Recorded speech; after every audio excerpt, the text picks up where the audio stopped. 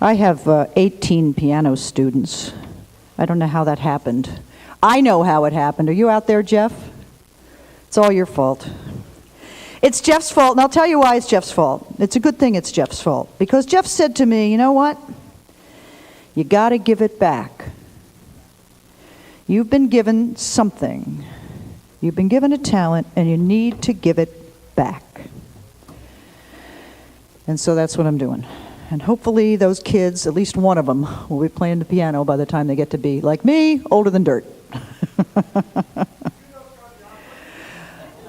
Well, as a matter of fact, I could tell you stories about Scott Joplin that would make your bald head grow hair, Jeff. Well, no, speaking of giving back, I have to say that I did not know this man. I did, however, live in Brooklyn for quite some time.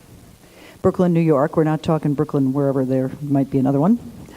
But people all the time would ask me, geez, did you know Donald Ashwander? And I would say, no, I didn't know him when he was still alive when we lived in Brooklyn, but I know I didn't know him. And somebody said, oh, well, you should take a look at his music because he's written some wonderful things. And I never did, and I don't know why, but for some reason I just never did. And amazingly enough, it was last November or December, it might have been around Thanksgiving or Christmas, one of those major holidays. My husband works for the U.S. Court of Appeals, and one of the people he works with, his parents live down in Gulf Shores, Alabama.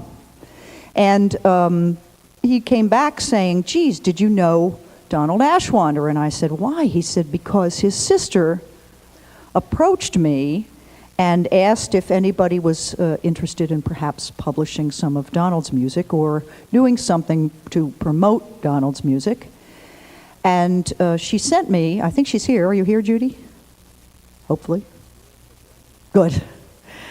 Judy said she was coming to this festival, and when she said she was coming, I said, I might not be able to memorize these rags in time, but I think you should hear two of these Donald Ashwander pieces.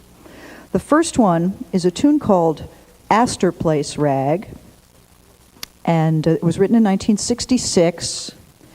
And in case you've never been to New York City, Astor Place is one of the major subway stops, and it's a fairly big hub.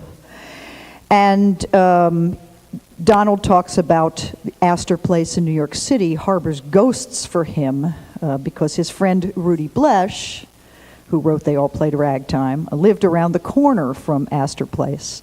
And they became very good friends.